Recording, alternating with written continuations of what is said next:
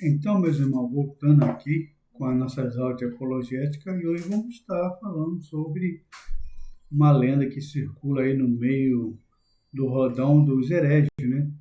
Querendo dizer que a doutrina da Trindade ela foi inventada pelo imperador Constantino e muitos arianos modernos também, como você já sabe, a Testemunha de Jeová diz que a doutrina da Trindade foi criada pela Igreja Católica, não só os testemunhos de Jeová falam isso, mas também o grupo do sabelianismo, né? Que até porque a Igreja Voz da Verdade faz parte desse grupo aí do Sabélio, né? Ele diz que Jesus ele é Deus, ele é o Espírito Santo e o grupo Voz da Verdade é o insiste, eles negam a doutrina da Trindade dizendo que foi Constantino, que foi até mesmo a Igreja Católica que inventou a doutrina da Trindade. E hoje vamos estar assim derrubando essas heresias. Então, pessoal, vamos lá para a nossa videoaula. Então, pessoal, voltando aqui com as nossas aulas de apologética, e a pergunta que nos orienta, né, acerca desse estudo apologético é o seguinte: a doutrina da Trindade desenvolveu século depois de Jesus? Bom, e nossa fala primária, a resposta apologética é não. E a gente vai mostrar isso aí na caminhada e nesse estudo aqui de aula de apologética, ok? Então vamos lá. Como título de introdução, meus irmãos, coloquei aqui a heresia lendária. Vamos ver o que o grupo antitrinitariano diz sobre a economia da Trindade ou a doutrina da Trindade, né? Bom, a heresia lendária. Não apenas a palavra Trindade não é encontrada na Bíblia, mas a própria doutrina da Trindade levou vários séculos para desenvolver. Continuando a fala deles, foi só depois da grande controvérsia e debate que levou ao Concílio de Nicéia, em 325, que a Igreja finalmente decretou esta doutrina como a visão ortodoxa.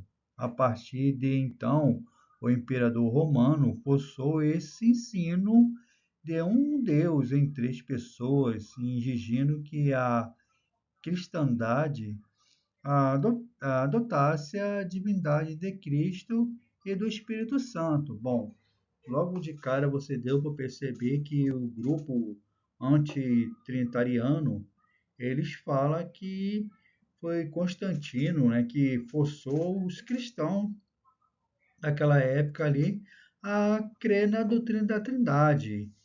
E isso aí é uma inverdade, pessoal.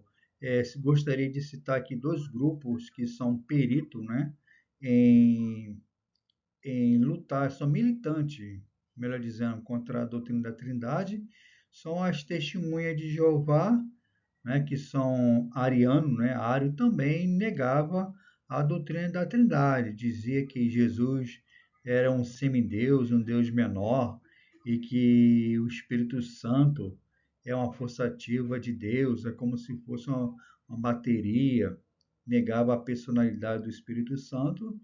Ele dizia que a doutrina da Trindade foi criada pela Igreja Católica e foi Constantino que forçou aos cristãos daquela época ali, né, a crer na doutrina da Trindade, tá?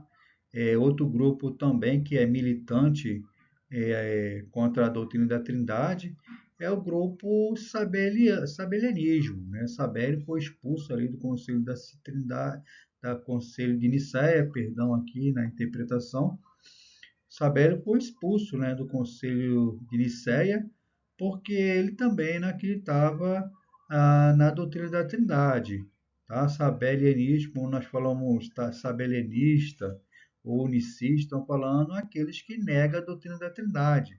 Porque Sabélio dizia que foi Constantino, foi a Igreja Católica também, seguindo o mesmo rodão aí dos Testemunhas de Jeová, dizia que foi Constantino que forçou os cristãos daquela época a crer na economia da Trindade, tá? Ele diz também, o sabelianismo diz que foi o pai que morreu na cruz e não o filho. Nós chamamos isso aí de patripassionismo, tá? Ah, tem um grupo aí muito famoso chamado Voz da Verdade. Tô sentindo mesmo, tô citando, meu irmão, esses dois grupos que é mais conhecido aí, né? As Testemunhas de Jeová e o grupo Voz da Verdade, eles são, né, contra a doutrina da Trindade. O grupo Voz da Verdade, ele diz que nossa doutrina da Trindade é um monstro de três cabeças, tá?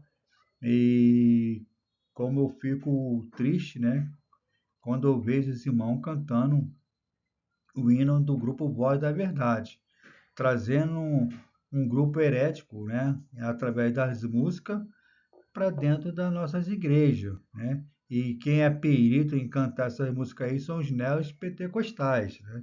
Lembrando, pessoal, que eu sou pentecostal clássico, tá? Rejeito a 95% das heresias dos neos pentecostais, né? Em relação à soteriologia, né? Que Cristo salva, cura e liberta, eu acredito. Mas as outras heresias que ele pregou aí nas igrejas, eu rejeito todas elas. Por exemplo, eu declaro, eu determino, eu sou a boca de Deus, isso aí, e outras coisas também, né? A ideia aqui desse vídeo não é falar, né, debater contra as heresias dos neos pentecostais, mas é bom que eu fale para os irmãos ficar alerta aí sobre o perigo também desses movimentos neopentecostais, ok? Que são heresias, tá? Heresias que rodeiam no meio do cristianismo. E se você não se vacinar contra as heresias, você acaba virando herejão também. Então, toma cuidado aí com as heresias dos neopentecostais. Beleza, pessoal? Então, continuando aqui, fechando esse parênteses, né? E vamos lá. Desvendando a lenda. Coloquei aqui, pessoal, né? Quem não se lembra da lenda, né? Da mula sem cabeça, né? Isso aí não passava de um mito. Muitos acreditavam aí na, na famosa mula sem cabeça. Então, coloquei aí, né? Para dar sentido às nossas aulas, uma mula sem cabeça, né? É a mesma coisa, é a doutrina da Trindade aí que a pessoa diz que é, foi uma lenda, foi um erro. E a gente não, não vê isso não, lendo a palavra de Deus. Nós vemos que a doutrina da Trindade, a economia da Trindade, ela é bíblica, ela não é uma lenda como a mula sem cabeça. Foi por isso que eu coloquei aí esse desenho da mula sem cabeça, ok? Continuando então para a nossa próxima aula. Bom, aqui está o grupo, né, que eu acabei de citar, né? As Testemunhas de Jeová nega a doutrina da Trindade como um ensino não bíblico que foi desenvolvido por século em polisséculo. Em seu website oficial, ele declara de maneira confiante, abre aspas, fato os dogmas que é trinitário é uma invenção do final do século IV. A gente vai provar aí para vocês, pessoal, que essa doutrina é muito antes do século IV, tá? Então, a Testemunha de Jeová, ela deturpa, né, a história bíblica e também os pais, a opinião dos pais apostólicos. Outros antitrinitarianos tentam sustentar o mesmo argumento. E a nossa resposta apologética é o seguinte, pessoal: a doutrina trinitária é tão antiga quanto a própria fé cristã, embora a palavra trindade não seja usada no Novo Testamento. todas as gerações de cristãos, desde o primeiro século, confessaram o Pai, o Filho e o Espírito como sendo um ser, um em poder e divindade, perdão, aqui na interpretação da leitura, mas três personalidades em seus papéis distintos na criação e revelação e redenção, embora o Concílio de Nicéia 325 e Constantinopla tenham estabelecido a linguagem técnica específica para melhor descrever o relacionamento do Pai, do Filho e do Espírito Santo. Eles não inventaram a doutrina da Trindade, ok, pessoal?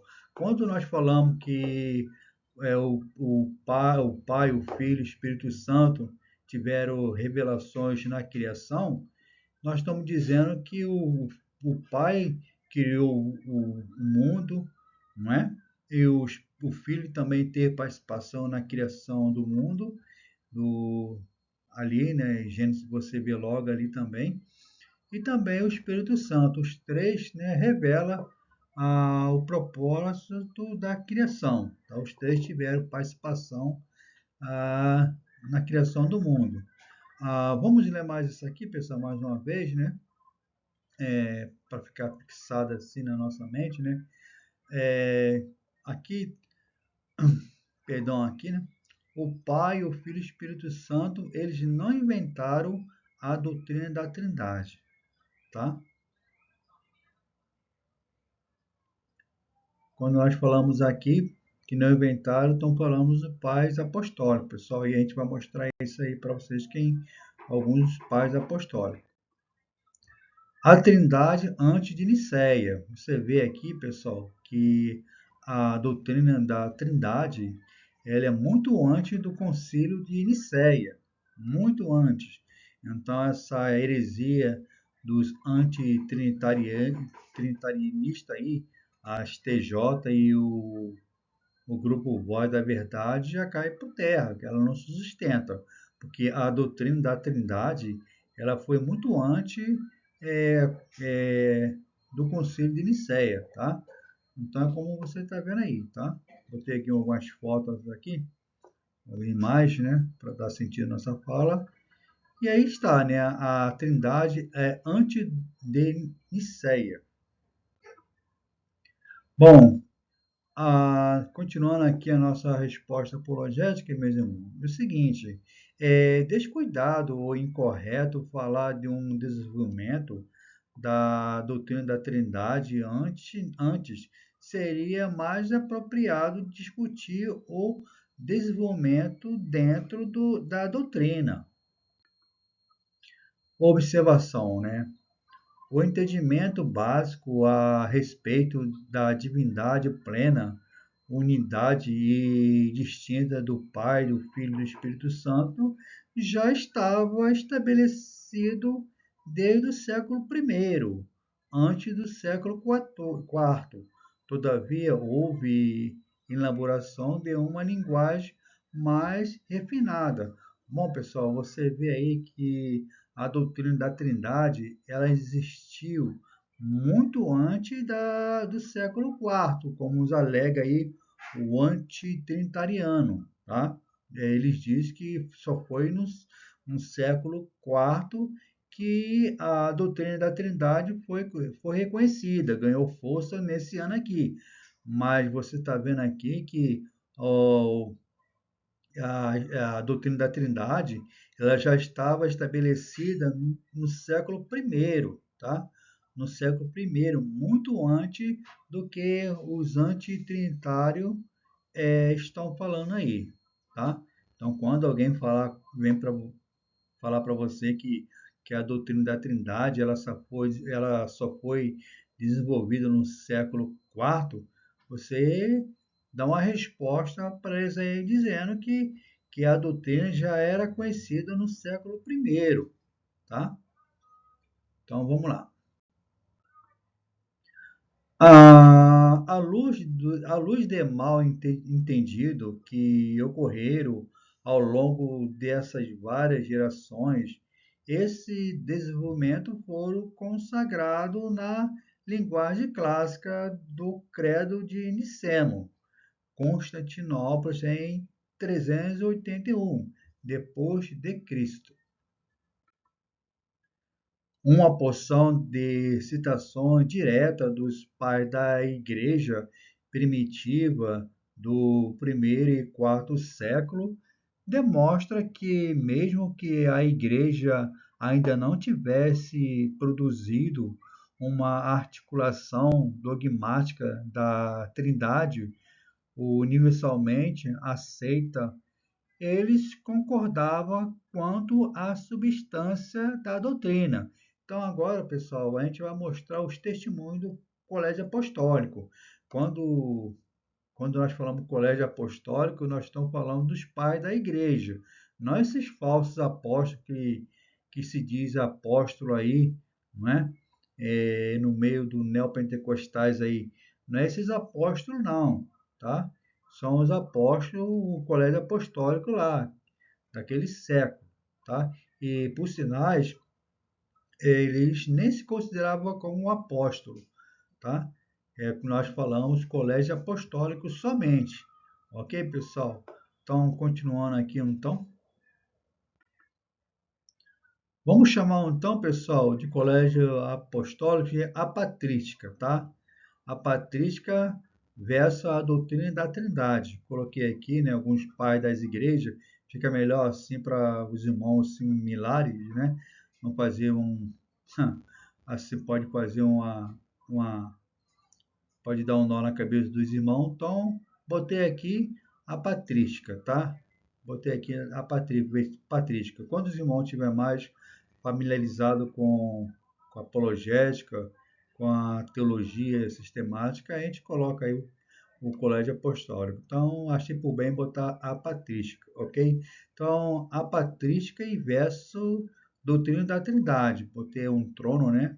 Simbolizando Deus e a pomba e o filho, a coroa aí, tá bem ali embaixo. Ok, pessoal? Então, vamos lá ver o que a patrística diz sobre a economia da Trindade. Bom, nós temos aí o primeiro, né, que é bem falado, Clemente, é no ano 96 depois de Cristo. Vamos ver o que é que ele fala aqui, pessoal. Não temos nós um só Deus, um só Cristo e um só Espírito de graça que foi derramado sobre nós. Tá vendo? Uma pergunta de retórica, né? E a resposta está aqui. Nós temos outro também, o pai da igreja, né? Inácio de Antioquia, no ano aí, né? 110. O que é que ele fala aqui? Pois nosso Deus Jesus Cristo foi concebido por Maria, brotado no plano de Deus, tanto da semente de Davi como do Espírito Santo. Vamos para o segundo pai das igrejas. Inácio de Antioquia, continuando, no ano 110, né? Abre aspas. Faça um verdadeiro esforço, então, para se ater finalmente à ordem do Senhor e dos apóstolos, de modo que em qualquer coisa que vocês façam seja bem-sucedido, em corpo e alma na fé, e no amor, no Filho, o Pai e o Espírito Santo, do início ao fim. Você vê aí, pessoal, que os pais das igrejas, eles acreditavam na doutrina da Trindade, tá? Vamos para o terceiro, que é bem conhecido, né? Justino Marte, do ano de 160. Abre aspas. Ele é o líder dos irmãos, louva e glorifica o Pai do universo através do nome de seu Filho e do Espírito Santo, e pronuncia uma longa ação de graça. Nós temos aí o testemunho de Justino Marte, do ano 160. que confirma a doutrina da Trindade. Vamos para o quarto. Policarpo de Esmirna, pessoal, né? Esse pai aqui da igreja, né? Policarpo de Esmirna, segundo alguns estudiosos da Bíblia aí, ele foi discípulo de João, né? De João lá, né? Que escreveu a epístola e também o evangélico. Por isso que João ele dá muita ênfase à divindade de Jesus. E nos livros, né, da Bíblia, o que mais se destaca em falar, em mostrar que Jesus é tanto Deus homem, né, Deus homem é o João, né? Porque ele aprendeu, ele foi discípulo de Policarpo de Esmirna, tá? Então, João ele é considerado aí pela igreja, pelos estudiosos da Bíblia, né? Como perito em mostrar que Jesus é Deus homem, tá? E também Deus divino, ok? Jesus tem duas naturezas. Você pode pegar o livro de João todo, você vai ver lá, né?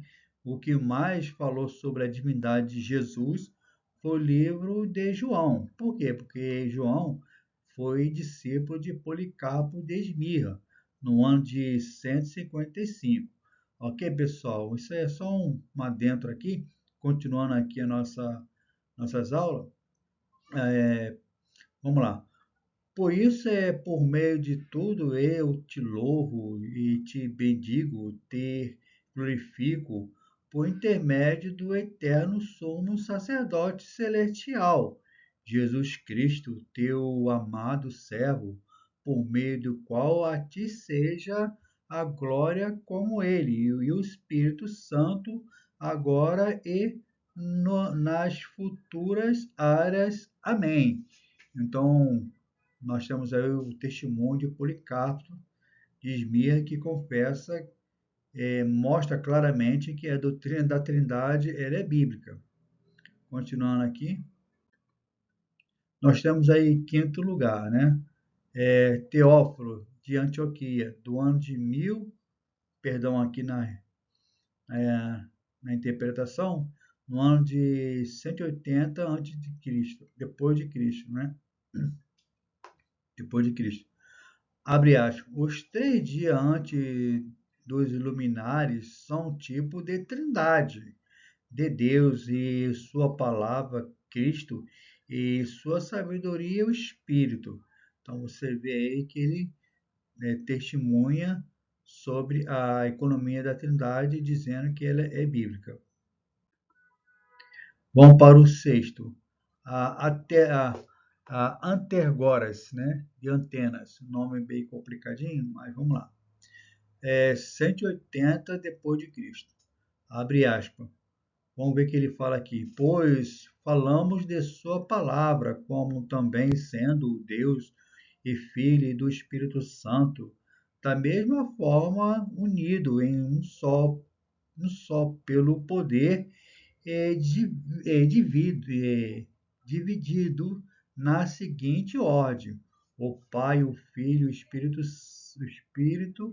sendo o Filho a mente, a palavra ou sabedoria do Pai, e o Espírito pleno, é, em pleno como o brilho, resplendor como o brilho do fogo, tá? Nós temos aqui, né, mais um testemunho. Sexto lugar. Vamos para o sétimo lugar, né, Irineu de Leão. O que ele fala sobre a doutrina da Trindade no ano de 180 depois de Cristo.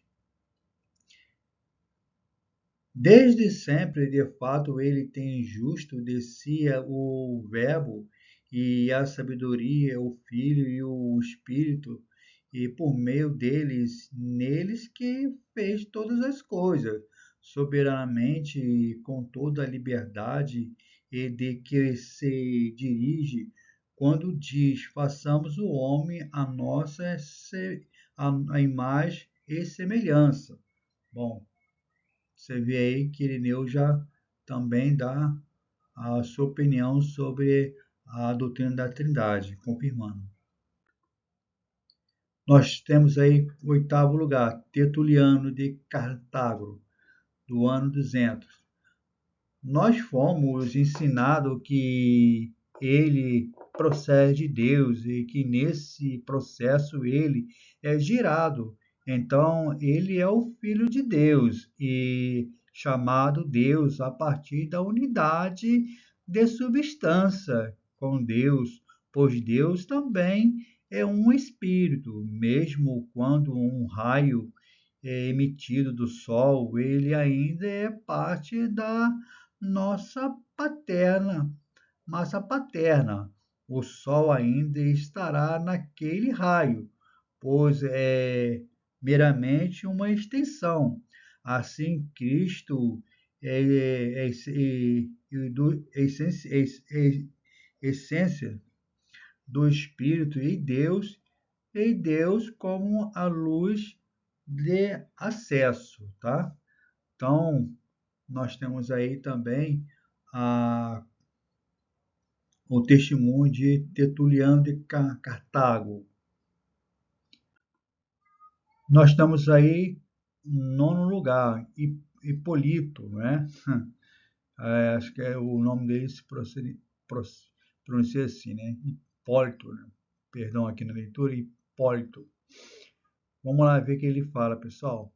Um homem, portanto, mesmo que não o faça compelido a reconhecer Deus, Pai Todo-Poderoso e Cristo Jesus, o Filho de Deus, que, sendo Deus, tornou-se homem, a quem também o Pai sujeitou todas as coisas, mesmo a si mesmo o Espírito Santo, que esse, portanto, são três, mas, mas se ele deseja aprender como ainda é demonstrado que Deus é um, que ele saiba que seu poder é um, quanto por tanto Deus é um, mas quanto à economia da Trindade é tripla. Então, é isso aí, pessoal, tá? Lembrando aqui que abrir só um adentro aqui, ah, Jesus, pessoal, Deus Pai, Deus Filho, Deus Espírito Santo, são iguais em natureza, tá? Eles são iguais em natureza, mas diferentes na posição, tá? São iguais em natureza, mas diferentes em posição. Você lembra lá quando lá em João, né, fala, né, que Jesus disse: Eu vou para o Pai, porque o Pai é maior do que eu. Existe uma expressão no grego, né? Os irmãos sabem que eu estou estudando grego, a minha aula de grego, né? Só vou terminar daqui a uns 8 anos, mais ou menos, enfim. Mas gostaria de compartilhar essa experiência com o irmão. Ali, quando Jesus, irmão, fala que o Pai é maior do que ele, ali, nesse sentido, não está falando em divindade, está falando em posição. Nós usamos ali a palavra meso. Meso é maior em posição, não em natureza, tá? Essa palavrinha aí chamada meso pode salvar você dos perigos das testemunhas de Jeová, que ele cita muito esse texto aí. Quando vai pregar o seu falso evangelho na casa das pessoas, encontra um crente lá e ele aborda a pessoa e fala, olha, o próprio Jesus fala que ele vai para o Pai, porque o Pai é maior do que ele, então Jesus não pode ser Deus. Com, como os irmãos não conhecem o grego, então os irmãos acabam caindo na armadilha do testemunho de Jeová. Mas só que o maior ali é maior em posição, não em natureza. E repito, não quero ser redundante na minha fala, o termo ali usado maior é meso. Meso é maior em posição, não em natureza. Ela se encontra mais ou menos 160 ou 50 vezes no Novo Testamento grego. Paulo também diz, né? Uma dessas três coisas é o amor, né? O maior de tudo é o amor. Lembra dessa frase, né? Então, quando ele fala que o maior de tudo ali é o amor, está usando a palavra meizo também. Ok, pessoal? Fechando aqui esse adentro, então vamos continuar aqui. Bom, nós temos aí o 10º lugar, Orígenes, de Alexandria. Os apóstolos relataram que o Espírito Santo estava associado em honra e dignidade com o Pai e o Filho. Nós temos aqui Dinísio de Roma. Sabélio, e tem um Sabélio aqui também, tá? Sabélio blasfemava dizendo que o próprio Filho é o Pai. Lembra que nós falamos a, sobre isso, né? Blasfemava dizendo que o Sabélio blasfemava dizendo que o próprio Filho é o Pai, e vice-versa, mas esse outro herege, de certa maneira, anunciou três deuses ao dividir a santa unidade em três substâncias, diferentes, absolutas e separadas uma das outras. Então, Sabélia aqui, pessoal, né, Dinizo, ele repreendeu ele, né? A ideia aqui é essa. Então, Sabelli, ele dividia a trindade da seguinte maneira, usar aqui uma ilustração. Por exemplo, o pai era o professor, outra hora Jesus é o aluno, e o Espírito Santo, né, era o marido de casa, tá? Então ele dividia nessa maneira, tá? É isso que é a ideia aqui, mas a substância não se divide, pessoal, tá? Isso é uma heresia de Sabélio, tá? Sabélio dividia a substância, ok? E hoje quem está fazendo esse trabalho aí de heresia é o grupo Voz da Verdade, e tem outros grupos também aí que seguem mesmo o rodão de Sabério. Estou citando só o grupo Voz da Verdade, porque é bem divulgado aí no rodão evangélico. Pois a essência que a palavra divina seja unida ao Deus de todas as coisas, e que o Espírito Santo reside, habita em Deus, e portanto que a divina Trindade seja reduzida à unidade em um, como uma certa cabeça, isto na onipotência de Deus de todas as coisas, tá? Ele tentava dividir a, a substância. Nós temos aí também lactáceo, né? Parece que o nome dele é esse aqui mesmo, né? Quando falamos de Deus, o Pai, e, quando falamos de Deus, o Pai, e Deus, o Filho, não falamos dele como diferente, nem o separamos, pois o Pai não pode existir sem o Filho, nem o filho pode se separar do pai, uma vez que o nome do pai não pode ser dado sem o filho, nem o filho sem ser girado sem o pai. Olha que confirmação muito contundente essa aqui, muito séria, né? Antes de passar para o próximo slide, pessoal, deixa eu responder algo aqui para os irmãos lembrarem dessa aula aqui. Eu já falei para os irmãos que eu fui aluno, né, de um ex-testemunho de Jeová, que foi o meu professor de apologética, um dos melhores, tá? Ele foi testemunho de Jeová, e tudo que eu sei sobre a seita testemunho de Jeová, eu aprendi com ele, tá? E tudo que vocês forem ouvir aqui sobre o testemunho de Jeová, pode ter certeza que são verdadeiras, ok? Como você refutar o que eles pensam, aceitam. Então, eu aprendi correto a refutar, a dar uma resposta apologética às testemunhas de Jeová. Então, tudo que eu aprendi com ele, eu estou passando para os irmãos aqui. Hoje ele é pastor, né? Hoje ele é professor de grego, né? Hoje ele é homem de Deus, mas ele foi muito tempo das Testemunhas de Jeová e me ensinou muita coisa, tá? Ah, é muito, isso é fato, né? De vez em quando as TJ bate na porta de algum crente e o cristão fala que o Espírito Santo ele é Deus, aí as testemunhas de Jeová, ela pergunta, não, se o Espírito Santo ele é Deus, existe algum texto na Bíblia que fala que ele é adorado? Bom, aí complica as coisas, né, pessoal? Então a primeira coisa que a testemunha de Jeová vai falar isso. Bom, se o Espírito Santo você diz que é Deus, tem um texto na Bíblia que mostra, que diz que nós devemos adorar o Espírito Santo. Bom, essa resposta aí é um argumento de falácia, tá? Deste momento, e qual é a nossa resposta? Perdão, qual é a nossa resposta apologética para esse tipo de heresia, né? Caso aconteça isso com os irmãos aí, você fala, ó, seguinte, bom, desde o momento que nós provamos que o Espírito Santo ele é Deus, né?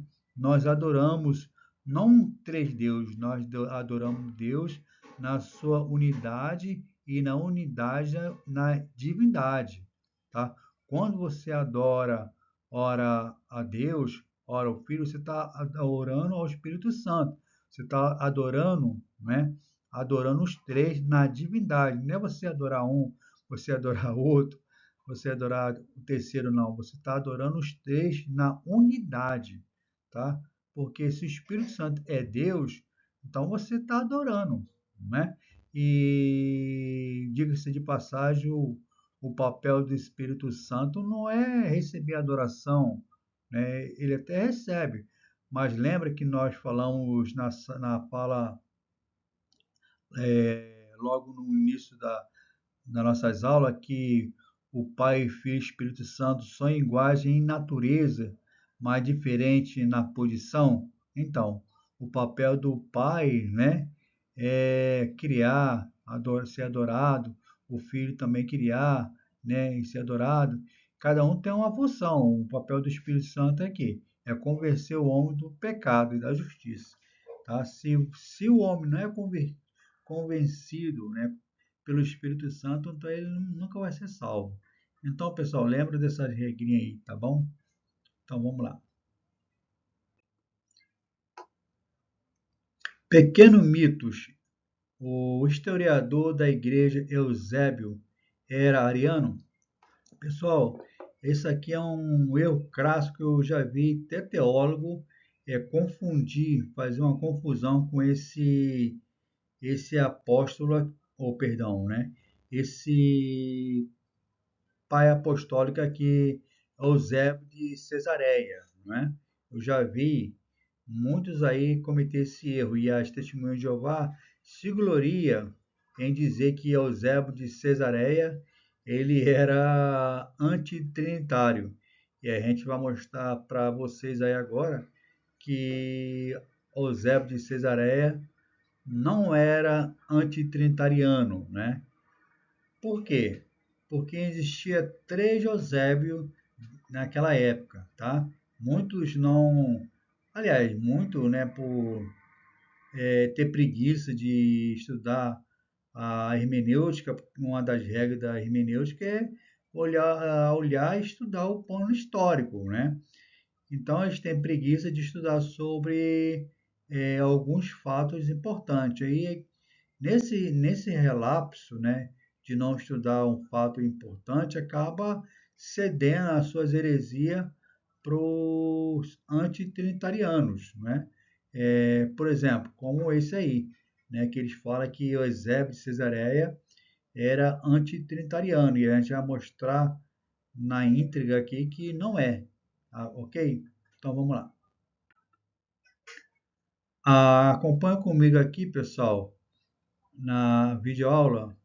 Na realidade, a igreja do século IV tinha três Eusébios, mais ou menos proeminente ao mesmo tempo, dois dele. Então, naquela época ali, meus irmãos, no século IV, existia três Eusébios, né? Três. Então, vamos ver qual é deles, né? Primeiro, Eusébio de Emesso, tá? Aqui ele viveu aqui no ano 300, né? 316. E o famoso historiador da igreja, Eusébio de Cesareia, estava mais focado na unidade da igreja do que escolher o lado de debate a respeito da teologia de Ário, tá? E existia também o Eusébio de Nicomédio, ok? Que viveu ali na época 341. Era de fato um aliado de Ário, embora ele tenha assinado o Credo de Niceno, sentiu que Ário tinha sido mal compreendido e mal representado, ou seja, ele virou um herege. Então continuou a apoiá-lo no ano posteriores e a Nicéia.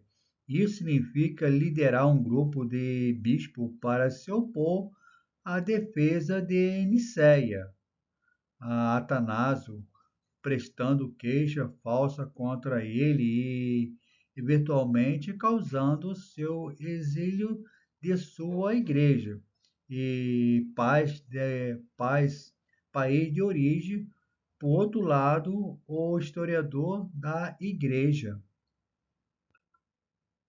Eusébio de Cesareia, rejeitou os vários elementos do ensino ariano, mas também não abraçou completamente a forte cristologia nicema de Atanásio, o historiador.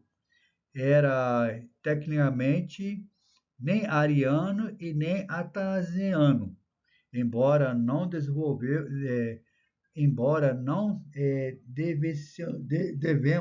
devêssemos ficar, perdão aqui na leitura, embora não devêssemos ficar do lado do historiador Eusébio em sua cristologia ambígua. Explicando aqui em miúdo, tá? Eusébio de Cesareia, né, ele não ficou nem do lado de um nem do outro, tá? É honestidade.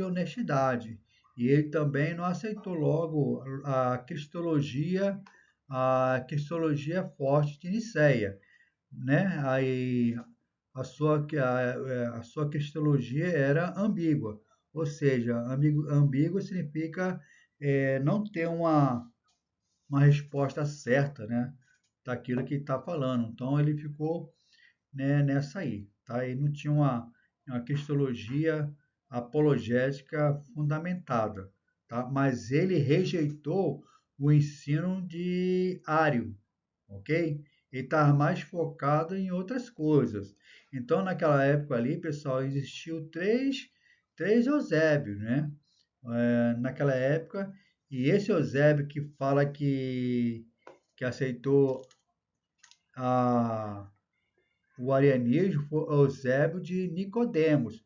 Muitos cristãos, é, muitos aí, não vou fazer um exagero aqui, generalizar todos, mas a minoria dos teólogos aí desconhece esse fato aí, tá? Que houve três Eusébios, mas o que abraçou ali na causa que apoiou as heresias de Ário foi Eusébio de Nicomédio, tá? Esse ali, ele virou, né, um herejão, tá? Embora ele o, assinou lá o Concílio de Nicéia apoiando, mas depois ele virou as costas ali, sentiu, né, que Ário foi mal interpretado e abraçou as heresias, tá? Mas isso aí não é nenhuma novidade, porque a Bíblia fala que muitos, né, apostatarão na fé. E Eusébio de Nicodemos foi um herege que contribuiu para que isso acontecesse lá, tá? essas heresias aí de Ário chegasse até hoje aqui, no pleno século 21. Ok, pessoal? Mas lembrando que Eusébio de Cesareia, ele rejeitou, tá? Ele rejeitou os vários elementos de ensino de Ário, tá? Ele não aceitou. Então, quando os peritos aí de citar o pai apostólico aí, a patrística, né, falando que Eusébio ele era antitrinitário. Aí você pergunta, olha, mas qual Eusébio que está falando? Eusébio, o historiador de Cesareia ou Eusébio de Nicodemos, né? Aí vai, como diz o outro aí, vai dar ruim para eles, tá? Então, lembrando aí que não foi Eusébio de Cesareia que abraçou o arianismo, foi Eusébio de Nicomédio. Ok, pessoal? Eu não quero ficar ser redundante aqui na minha fala, para o vídeo não ficar muito exaustivo e cansativo. Bom, atenção. Não devemos confundi-lo, Eusébio de Cesareia, com Eusébio de Nicomédio, o ariano que batizou Constantino em seu leito de morte. Botei aqui, tá, a figura de Constantino, né? Para os irmãos ver. E lembrando aí que na nossa introdução foi falado, né, que pelo cesarianos de moderno, que foi Constantino que forçou, né, o cristianismo a aceitar a ideia do arianismo, né, falando que aliás, forçando o cristão a aceitar a doutrina da Trindade. Eles falaram isso, né, que foi Constantino que forçou os crentes a aceitar a doutrina da Trindade. E citando também, né, que Eusébio Cesareia, como está aqui, que batizou Constantino, mas não foi.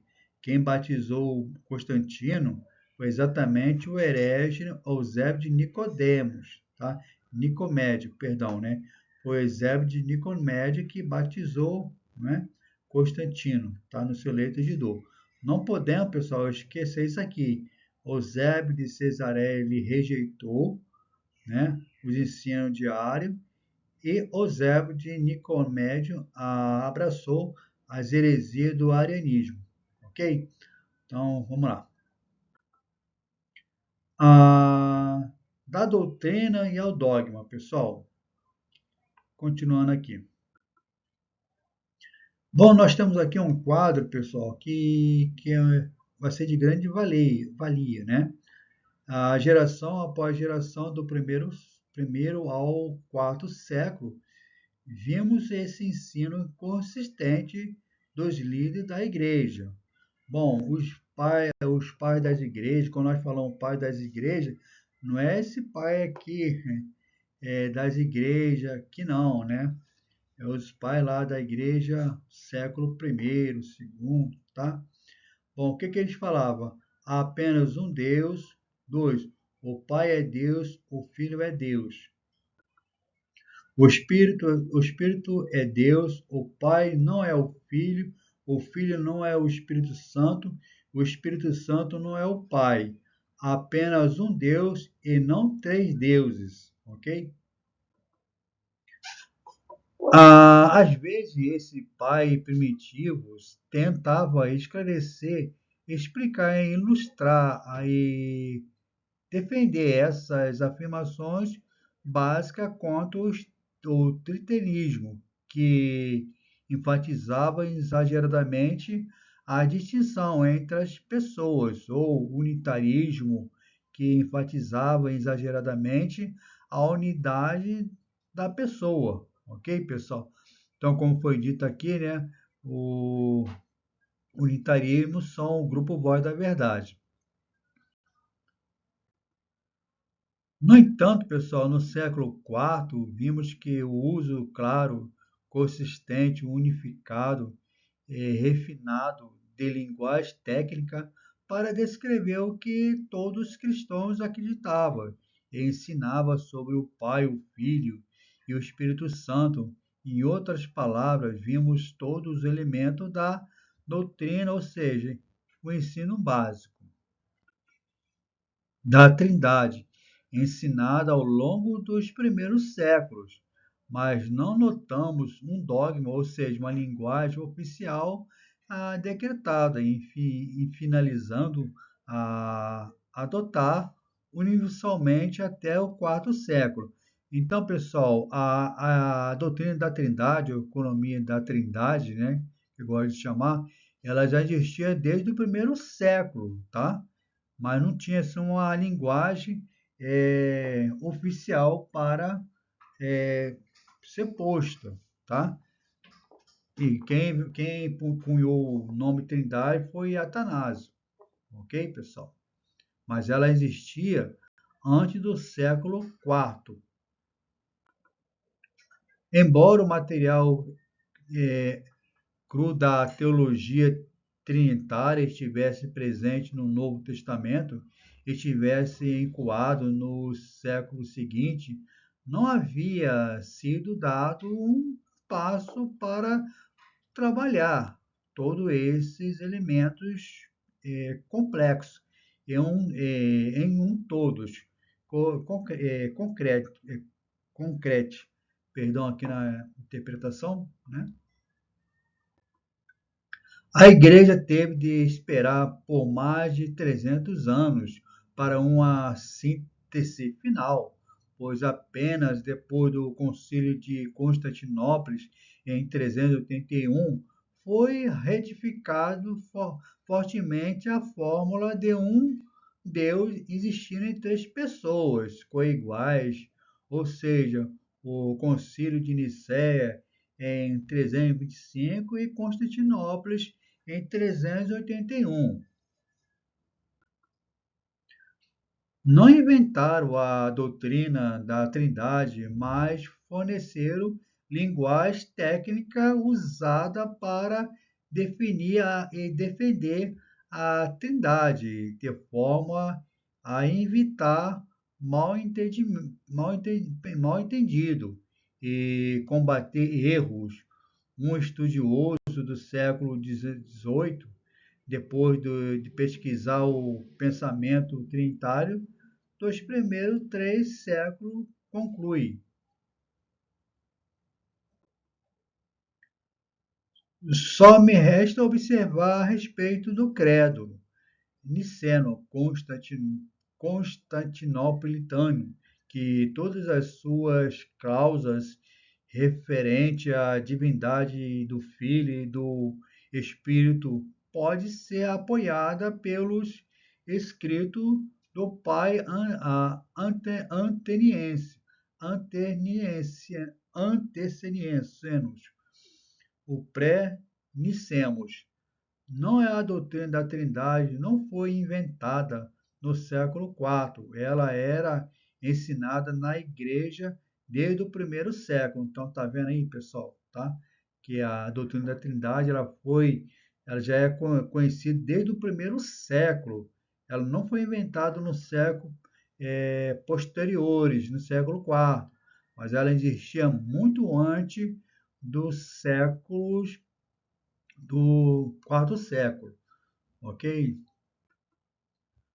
Aplicações aqui, pessoal. Quando o cristão diz Deus, não queremos dizer simplesmente primeira causa do filósofo ou, abre aspas, legislador divino, dos moralistas. A palavra de Deus para os cristãos não significa um ser supremo, genérico, um fundamento do ser subjetivo ou populares, humano lá de cima. Quando os cristãos se referem a Deus, eles querem dizer o Deus Pai, Deus Filho e Deus Espírito Santo. O grande acadêmico acadêmico de preceito B. Witt, né, Witt, né, perdoa aqui meu inglês, né, o Alcides, diz que muito bem, abre aspas, há apenas um Deus, um único e verdadeiro, mas na unidade de divindade há três pessoas coiguais, coeternas, iguais em substância, mas distinto coigual, distinto, substância, mas distinto na substância, ou seja, diferente na posição. É isso que ele quer falar. Ah, desde o tempo em que os cristãos começaram a batizar em nome do Pai, do Filho e o Espírito Santo, Mateus 28, 19, eles tinham ao mesmo um entendimento, rudimento de que Deus existia em três pessoas. Todas essas coisas provêm do Pai, por meio do Filho e pelo Espírito Santo. Criação, revelação e redenção. Ok, pessoal? Já falamos isso posteriormente, né? Ele orava ao Pai por meio do Filho, pelo Espírito. Ele adorava e glorificava o Pai com o Filho e o Espírito. Ele entendia que a salvação vinha apenas pela fé no Filho, enviando pelo Pai por meio das obras regeneradoras do Espírito.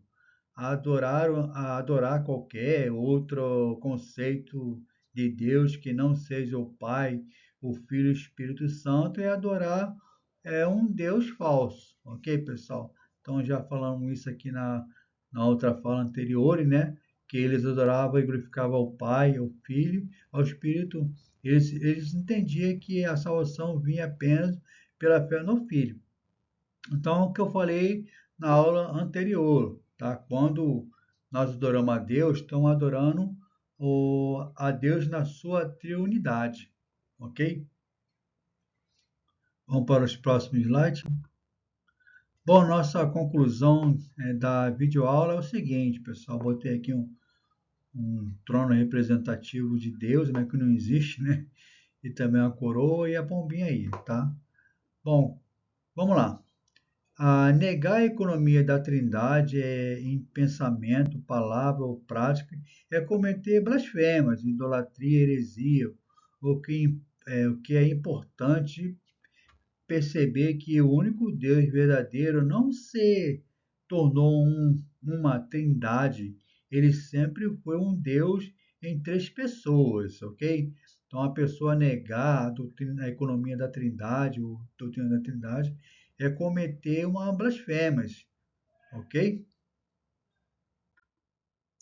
Podemos ser gratos pelo fato de os cristãos dos primeiros 3 séculos terem lutado para encontrar a melhor maneira de articular e defender a doutrina em que criam.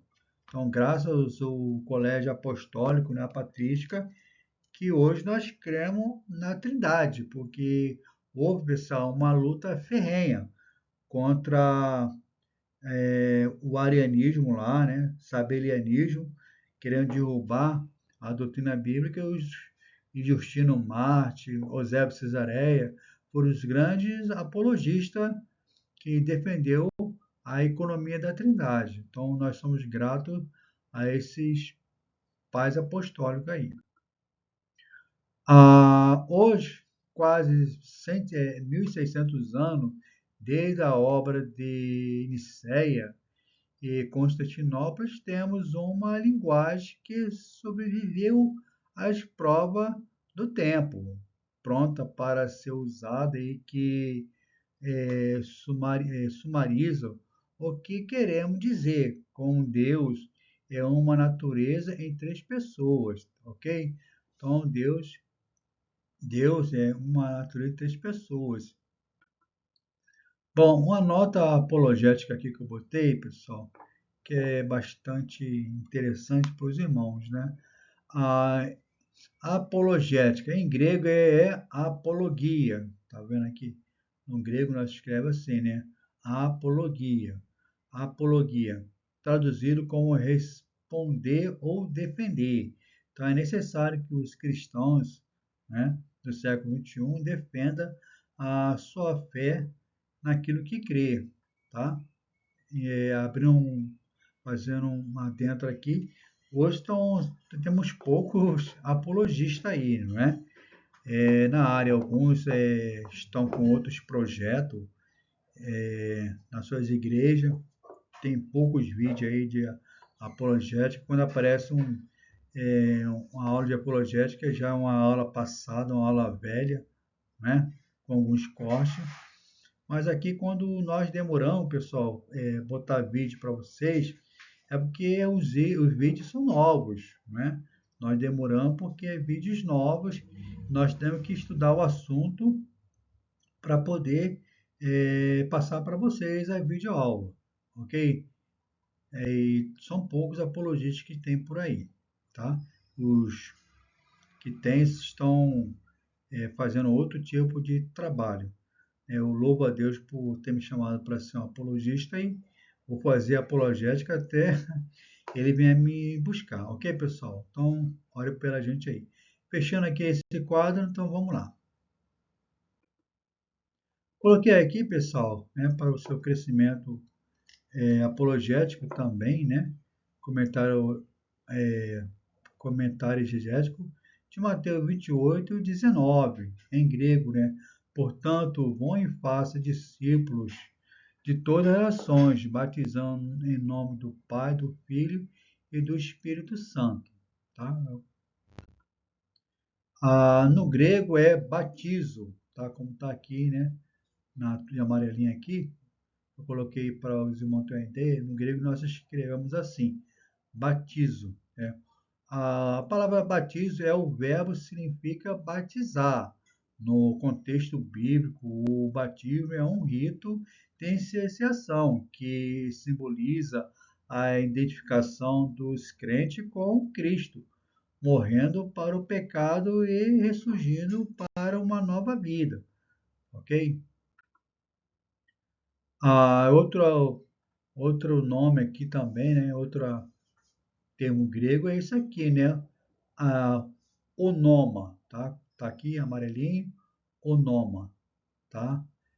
Onoma traduzido como nome, referindo-se à autoridade e ao caráter que representa nesse contexto. O nome do Pai, do Filho e do Espírito Santo representa a plenitude da divindade e a união das pessoas na Trindade e na obra da salvação.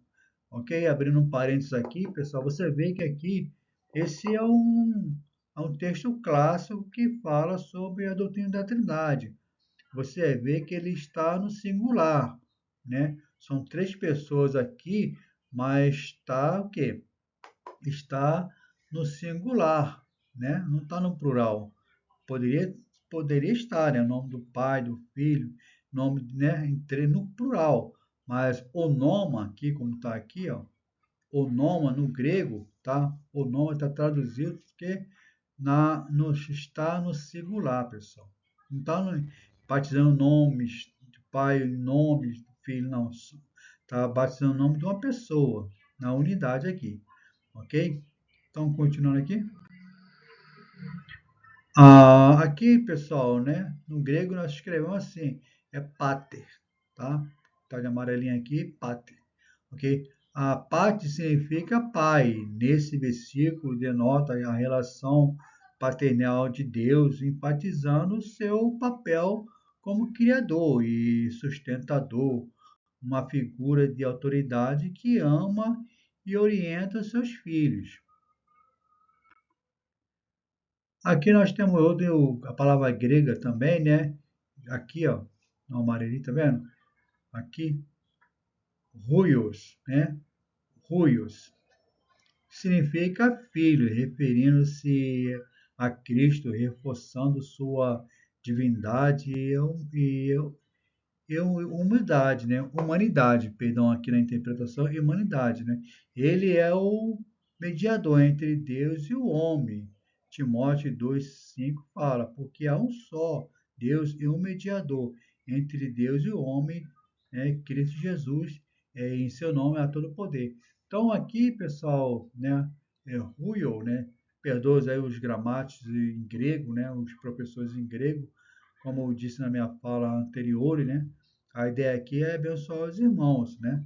Estou começando assim o meu primeiro ano de grego e, e a ideia aqui é abençoar os irmãos, né, no grego, conforme eu estou aprendendo.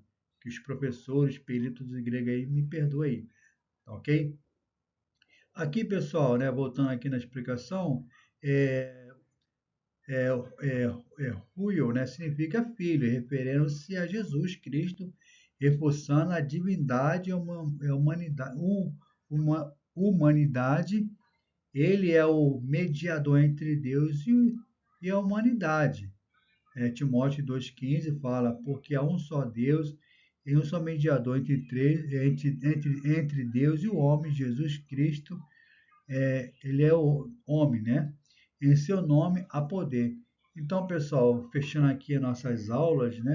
Espero que os irmãos tirem bastante aí, aproveito dessas aulinhas, tá?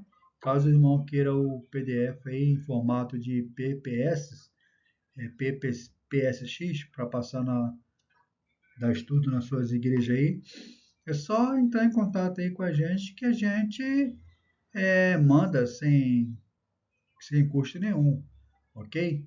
Manda pelo WhatsApp, né? Só mandar uma mensagem aí que nós abençoamos os irmãos. Porque eu não acho certo cobrar para das coisas de Deus.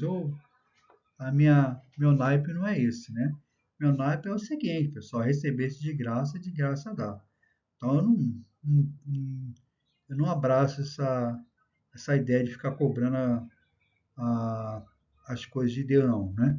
As aulas têm que ser de graça, né? Perdão aqui, e para abençoar os irmãos também, né? Então, pessoal, fica aí, né, nossas próximas aulas, né? Espero que o irmão tenha gostado, né? E continue orando assim para o nosso trabalho, ok? Que Deus abençoe a todos e a todas, em nome de Jesus, e fique com Deus.